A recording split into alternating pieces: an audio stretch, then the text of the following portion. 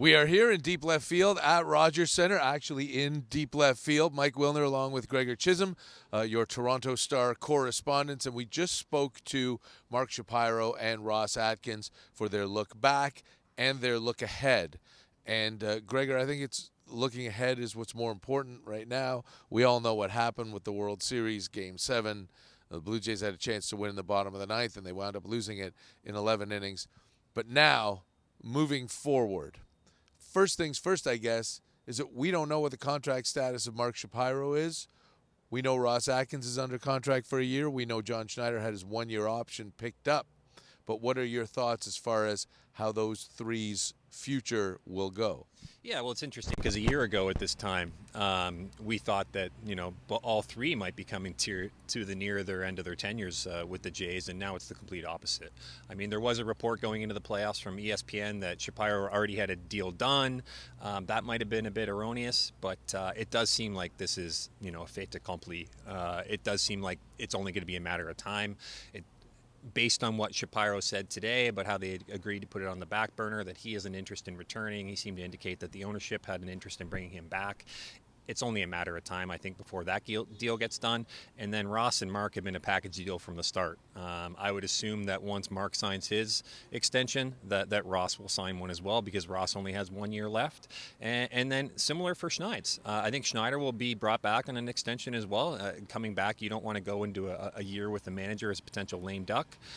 So I think it'll probably go in that order. I think you'll see Mark, then Ross, and then Schneider kind of all taken care of in the next couple weeks. Yeah, and Ross likely gets 1 year beyond Mark, just like he did this time. Mark give him a little cushion. But what's interesting is that it's been 10 years for Mark and Ross. They got here at the end of the 2015 season. And we now know that Rogers is taking over MLSE, and Masai Ujiri is gone after 10 years, and Brendan Shanahan is gone after 10 years. It feels almost like Rogers thinks a decade is enough. But I don't think they can pull the plug on Shapiro now. But do you think that makes this extension maybe 2-3 years instead of 4 or 5? It's interesting to think about. I mean, I've kind of viewed Rogers as being a big fan of Shapiro for a while. I mean, even if you put aside, the failures of last season and how a lot of us would talk about the job uncertainty, part of me always really thought that Shapiro was safe. And I think it's because of the work that he's done on the business side, first and foremost. I think he's made this organization an awful lot of money from the way he's changed the pricing, from what he's done with this building, everything from sponsorships to merchandise. I mean, they've really kind of fine-tuned a lot of their operations since he came in 2015. And so if you just look at that component, I think, I would have said this last year, Mark Shapiro's had a very successful tenure based on the business side. I think that's irrefutable. And so I think that they've always, I think to me the question was more, is he going to kind of move over to the MLSE side and maybe take on an even more heightened role? Because I think he speaks their language. I remember a couple months ago, even well before this playoff run really kicked off, Edward Rogers was here down in the field, and I just kind of watched them from up in the press box for a while, and they talked for a long time, and you could just kind of tell that there was a bit of a camaraderie there that really went beyond a little bit of the normal kind of owner-employee dynamic. And so I think that his future is safe for a while, regardless. And it will be interesting to see how long that is, but I'm kind of curious as to what the next steps are for him, regardless of it's 2-3 years, whatever the case may be, whether or not there is another offer with MLSE waiting down the road. Or, I mean, the one that's also been talked about for a long time is whether or not Shapiro would have interest in the commissioner's job. And Rob Manfred isn't gone yet. I think it would make sense that he would sign an extension here first, even if that was something he was interested in later down the road. It's interesting. I've always thought that if Shapiro wanted to be the commissioner, he would step away from the Jays for a year or two in order to do that. But I think it's pretty evident that he's going to sign an extension. It's not evident that Bichette is, and we can't call it an extension anymore because he's a free agent, and free agency will be open by the time you see this. And the Blue Jays have had this 5-day window to talk to him exclusively, and nothing's happened yet. They gave him the qualifying offer. I still think there's a tiny chance that he picks it up to use as a pillow contract, same way as Shane Bieber sort of did with his player option. But very clearly, it appears as though they're saying all the right things as far as being interested in Bichette. Do you think that it's pivotal that they bring him back? I know you wrote that they, do whatever they need to do. And two, do you think they actually get it done? I do think it's pivotal to bring him back. I mean, first and foremost, I think you need to reward this team to a certain extent. And Bo obviously missed a couple rounds in the playoffs this year, but he was absolutely integral to getting them to this point, and he's been integral in the rise of the organization. So I think when you look at all the off-field success the Jays have had in terms of the extra revenue that they brought in, just how much better their outlook looks this offseason than a year ago. I mean, you sign guys to these mega contracts to do what Bo Bichette just did this past year. And he rose to the occasion with the big homer. I mean, if things happen a little bit differently in Game 7, we're talking about that 3-run homer in a similar way as Joe Carter. I mean, it wouldn't have been quite as dramatic, but it still had that significance. Coming off Shohei Ohtani, it seemed like it was going to bring the World Series here for the first time since 1993. I think they are forced to reward him for that. I think the fans would revolt if they don't. And that might not have been the case even 4 or 5 months ago. There were a lot of people in the fan base, and they will go back to criticizing. Once this honeymoon period is over, they will complain about the defense at shortstop. They will find something else to complain about.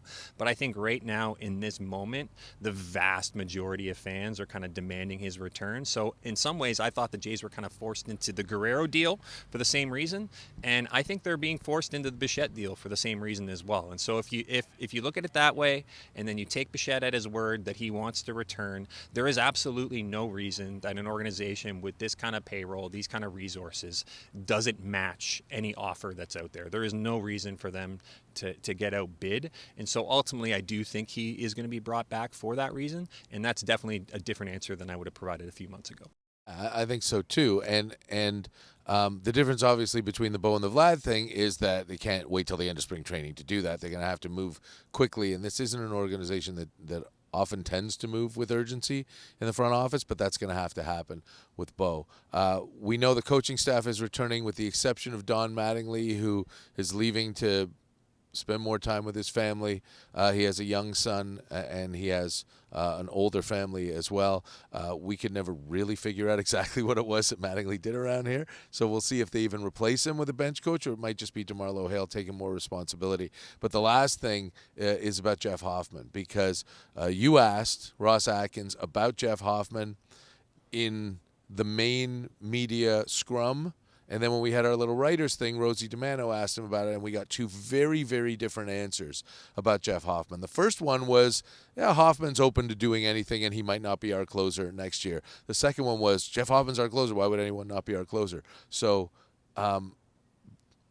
even after going to Game 7 of the World Series, there still is a disaster every time they open their mouths in the front office. But what's your takeaway from the 20-minute difference between those completely different answers? Yeah, I think it's probably him walking back those comments a little bit in terms of he was a little bit more, I wouldn't say definitive, because he essentially is exactly what you said. He said that Hoffman is willing to embrace a role. The question was, is he your closer next year? There was not a yes. It was, he's willing to do whatever. It's something we're going to look at. I think that's the approach that they have to take this offseason. I mean, Jeff Hoffman, we saw him for a lot of times this year where he looked great. I mean, the swing and miss stuff was there. The velo was there. But, I mean, the home runs were a huge problem. And I realized, Atkins pointed to this as well, that he was dominant at times in the postseason. He also wasn't tested that many times until they got to Game 7. So there's that. And then there's the fact that, he was bit by the home run. That's exactly what bit him throughout the regular season. I mean, I believe he was second in the majors for most home runs allowed. That is just something you cannot have for a World Series contending team in that role. So even if you're expecting a bounce back, I think at the very least they need to sign someone of equal caliber to come in here and challenge him for that role. I don't think the answer is Jimmy Garcia because he's coming off a significant injury. I think Garcia, ideally, if you get him back into a high leverage setup role, that is great, but I don't think he's the one who's necessarily needs to be pushing Hoffman. I think you need to sign at least one big arm at the back end of that back end of the bullpen. And if it's a guy who's a bona fide closer who's coming here to be the closer and knows that going in, then great. If it's someone who's close to that and is going to at least challenge Hoffman for the role, and you see how that develops in spring training and early on in the season, that's good too. But they need to have have more options down there, especially on a team. This team doesn't have a lot of holes to fill on its roster right now, especially after Shane Bieber came back. You only have one spot in the rotation to fill. You could return, if you re-sign Bo Bichette, with essentially the exact same position player group intact. And so you really only kind of have to, the only thing on top of that is the bullpen. And one of those holes needs to be filled with a back-end guy. And then they're probably going to need to look at the middle relief as well and potentially bring in a lefty, or at least somebody who can combat left-handed hitters a little bit better than what they had this season. Brendan Little has completely moved off the trust circle right now.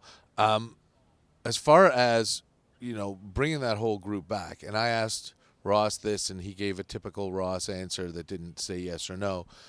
Do you think that can work? I mean, as much as they want to bring this whole group back and they love each other and we understand that and it's real, does running it back ever really work?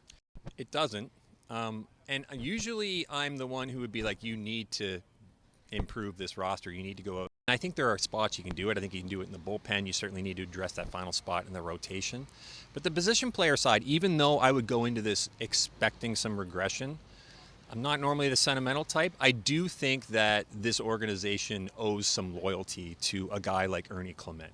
Ernie Clement, for example, is someone who screams regression because he had never quite done this before, at least for such an extended stretch. And then, he regressed a little bit during the regular season towards the tail end, but then you look at what he did in the postseason. I mean, the guy set a postseason record with 30 hits in a single postseason. It had never been done before. So I think you owe it to him to bring him back in somewhat of a sizable role. And I don't think it can just be as a platoon guy right off the bat for Andres Gimenez at second base or shortstop. So I would be tempted to go in with him next year as the starting third baseman, maybe second base if Andres Gimenez is the one who ends up moving to shortstop and the Jays lose Bichette, but keep him in a significant role. And then the other guys, some of them are going to have to lose some playing time. The one I'm thinking of in particular is Nathan Lucas. I don't know how exactly he's going to fit in next year with the fact that they have to accommodate Anthony Santander in his return. You need an outfield spot for him because you need Springer at DH, and that's going to take a spot away from somebody. And so maybe there are going to have to be some tough decisions here, but I think some loyalty to at least some of the guys is going to have to be shown this offseason as well. And if it doesn't work out next year, then you kind of try and address that midseason. And the last thing, this is the last thing, maybe you're the wrong person to ask this because you're the one who wrote last spring that they're going to have to figure out a replacement for George Springer by the middle of May. I stand here now thinking that there is zero chance that George Springer has anywhere close to the 2025 that he had in 2026. So now I'm asking the same question. Is it a mistake to think that he's going to be one of your best 2-3 hitters again next year? I mean, it would be a mistake to automatically assume that.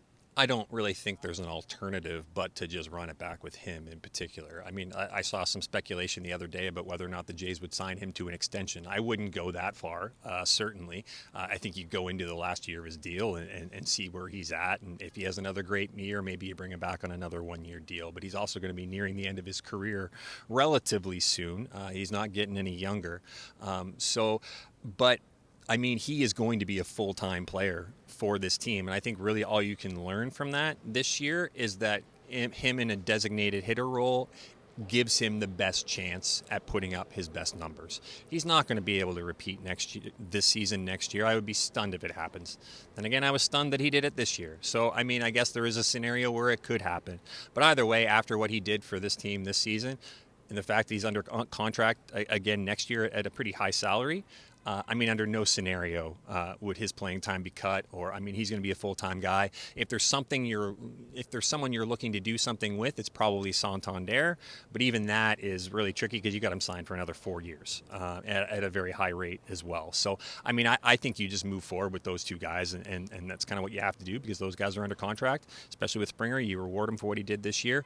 If this year had been terrible, maybe you're thinking about buying him out or, just releasing him, getting rid of that contract. But that's obviously not going to happen after the year he put up this season. Yeah, obviously it's true. I'm thinking there might be a problem around Victoria Day, and if there is, the Blue Jays will deal with that when it happens. Gregor, thank you so much. Thank you all for watching. We're here in deep left field as the Blue Jays sum up their 2025 and look ahead to 2026, and we will have so much more for you over the course of this offseason with the Blue Jays comings and goings and changes and signings and all kinds of stuff. I'm Mike Wilner. He's Gregor Chisholm. Thank you so much for watching.